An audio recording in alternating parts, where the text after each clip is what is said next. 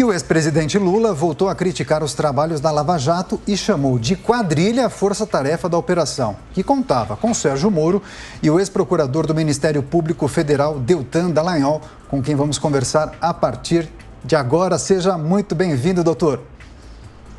Olá, Daniel. Olá, Adriana. Olá, ouvintes da Jovem Pan. Um prazer estar com vocês, enorme, viu? O prazer é nosso. Gostaríamos de começar essa entrevista destacando, então, essa entrevista do ex-presidente Lula. Então, ele chamou o ex-juiz Sérgio Moro de canalha e chamou a Operação Lava Jato de quadrilha.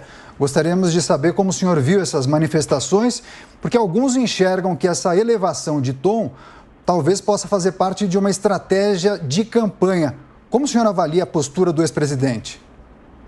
Daniel, a postura do ex-presidente é uma postura desesperada de quem teve contra si uma série de provas de corrupção profunda, de corrupção multimilionária e que quer desviar a atenção. Ele quer colocar a atenção no ex-juiz federal Sérgio Moro e em mim como se fossem duas pessoas contra ele, quando na verdade foram 15 a 20 procuradores só em Curitiba que atuaram no caso contra ele, todos se convenceram de que existiam provas consistentes de corrupção, quando não foi o ex-juiz federal Sérgio Moro, mas na primeira instância foram 2 juízes que condenaram eles, 2 diferentes juízes em 2 diferentes casos. No tribunal foram 3 desembargadores, depois mudou um desembargador, veio um novo desembargador, condenou na segunda ação penal, depois teve o julgamento do STJ por vários ministros que foram inclusive colocados por ele lá, que confirmaram a primeira condenação contra ele. Então ele tenta, de modo desesperado, para criar uma narrativa, inverter os valores, aí é o rabo abanando o cachorro. E quando ele faz isso, ele ofende não só procuradores que trabalharam num caso, juízes que trabalharam nesse caso, desembargadores, a justiça, mas ofende quem busca fazer o seu trabalho de modo correto, honesto no Brasil, ou não deveria ter sido feita a acusação quando a gente encontrou evidências de que uma empreiteira fez reforma num apartamento. Quando uma empreiteira faz reforma num apartamento, se não é em benefício de alguém como ele? Quando uma empreiteira faz reformas num sítio, nenhuma empreiteira faz reforma em nenhum sítio desse porte, de uma OAS, de uma Odebrecht, se não for para uma pessoa como ele. Nenhuma empreiteira, nenhum dinheiro vai de empreiteira para comprar o apartamento do lado em que ele vivia e que ele ocupava. Ele comprou o apartamento do lado do apartamento dele, que estava em nome de outra pessoa, mas que ele ocupava, que ele usava, e o dinheiro foi rastreado de uma empreiteira. Veja que a justiça anulou os casos, e é claro que a última palavra cabe à justiça, mas anulou em cima de questões formais. As provas estão lá para quem quiser ver. E quando ele faz isso, por fim, quando ele xinga a Lava Jato, o que ele está fazendo é ofender 80% dos brasileiros que, segundo as pesquisas, querem a continuidade da Lava Jato. Agora seguimos com a pergunta do comentarista do Grupo Jovem Pan, Diogo Schelp. Daniel, o site Intercept divulgou um novo pacote aí de mensagens, daquelas mensagens que foram roubadas de celulares de procuradores, como o senhor, e também de juízes, né? Entre essas mensagens, há uma em que o senhor diz, ou chama de bando de imbecis, as pessoas que criticavam, né, uma investigação da Polícia Federal que levou, infelizmente, ao suicídio de um reitor numa Universidade de Santa Catarina. Como que você responde a essa divulgação dessas mensagens e ao comentário que o senhor fez naquela mensagem? Diogo, essas mensagens são a fofoca querendo bancar de escândalo. Foram pegadas de criminosos que foram sujeitas a todo tipo de deturpação, edição, e publicadas para atacar a operação, para libertar criminosos, para derrubar condenações, quando, na verdade, depois de 3 anos aí de divulgação, 2, 3 anos de divulgação, nada se encontrou de errado nas operações, nas investigações, nos processos feitos. Em relação a essa questão específica, não em relação à mensagem, porque a gente não comenta essas mensagens cuja origem é criminosa e que sofreram todo tipo de deturpação, mas em relação ao suicídio de um ex-reitor de Santa Catarina, isso aconteceu numa operação que não tem nada a ver com a Lava Jato. Não tem como misturar os fatos. A Lava Jato foi uma série de fases que aconteceram a partir de decisões em Curitiba. Esse outro caso aconteceu em Santa Catarina a partir de decisões de outro juiz, a partir da atuação de outros membros do Ministério Público, e eu jamais atuei nesse caso. É claro que um suicídio é sempre um fato a se lamentar, agora eu não tenho condições de comentar um caso aqui em que eu não trabalhei. Doutor Deltan Dallagnol, pergunta agora de Ricardo Salles. Dallagnol, bom dia.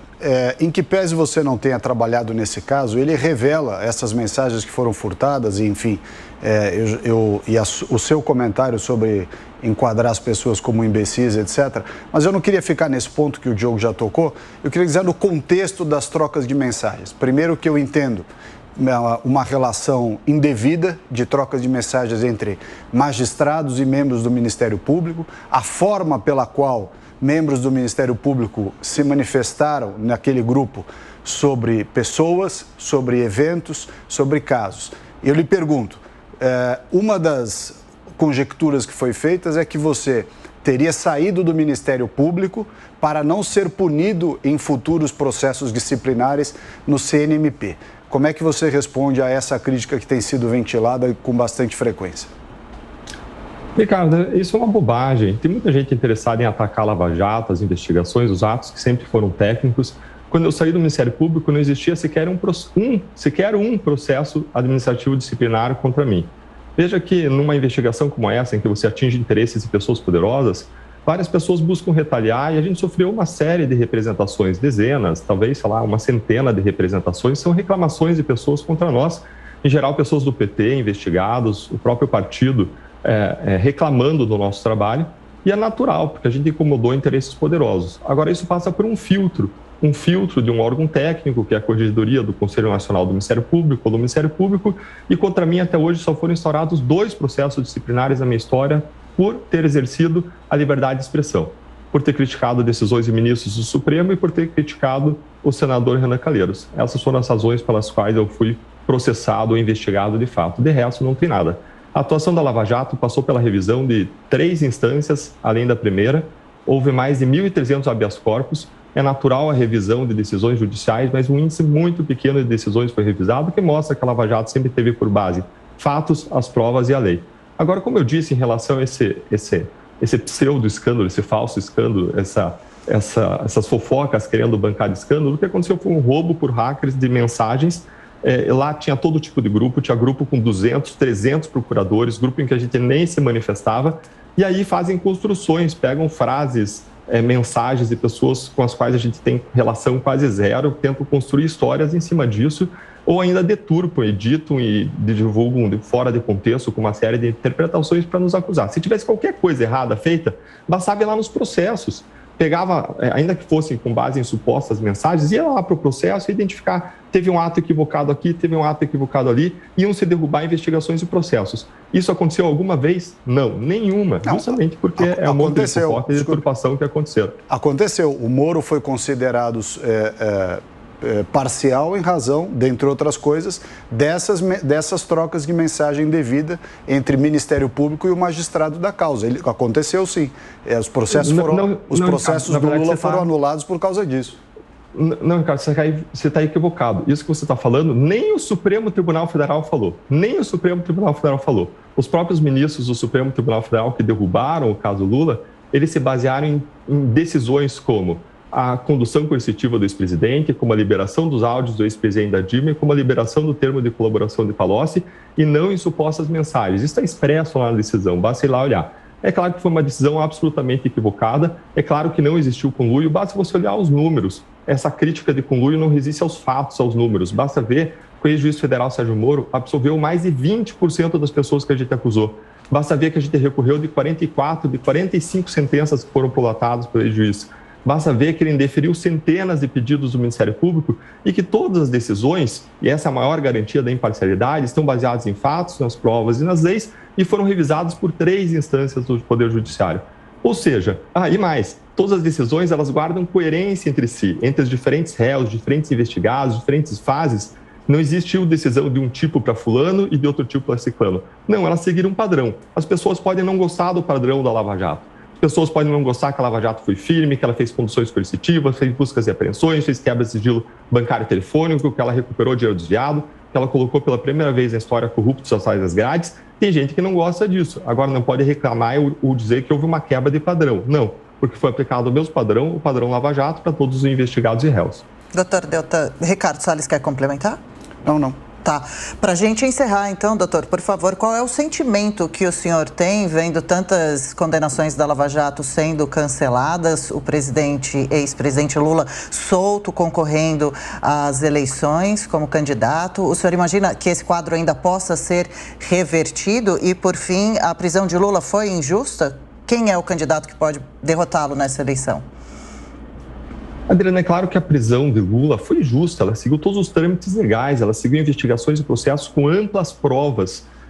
E agora, como eu mencionei, por uma questão formal, de modo absolutamente equivocado, o Supremo Tribunal Federal derrubou esse caso. reclamando de uma condução coercitiva que foi feita para mais de outros 100 réus, reclamando de uma liberação de áudios, quando, na verdade, esse era o padrão da Lava Jato. Acabava a investigação, você tornava tudo público para submeter ao escrutínio da sociedade.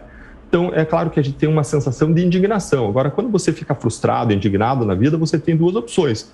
Você desistir, você dizer assim mesmo, o Brasil nunca vai mudar, ou você continuar lutando por mudanças. Essa foi a nossa postura, erguer a cabeça com coragem, com esperança e seguir lutando por mudanças. E quando você me pergunta em relação à eleição presidencial, me preocupa que uma pessoa contra a qual pesam fortes evidências de corrupção seja um candidato que diz que quer fazer o brasileiro feliz de novo. Olha, quem é roubado não é feliz. Essa é uma simples e básica verdade da vida, é um fato simples. Quem é roubado não é feliz. Se você já foi roubado, você não ficou feliz quando você foi roubado. Eu não consigo entender essa lógica. Eu sou contra a assunção de cargos de poder por parte de qualquer pessoa contra a qual pesam fortes evidências de corrupção. Essa é uma questão de princípio, para muito além de qualquer coisa, e essa é uma realidade que nós não podemos aceitar com os brasileiros que lutam por justiça, por integridade, por honestidade na gestão da coisa pública. Deltan Dallagnol, ex-procurador do Ministério Público Federal, agradecemos demais pela entrevista e volte mais vezes à Jovem Pan News. Eu que agradeço, obrigado Adriana, Daniel, Ricardo, Diogo e ouvintes da Jovem Pan. Sempre um imenso prazer estar com vocês. Um grande abraço e ótima semana. Obrigado, senhor. Abraço.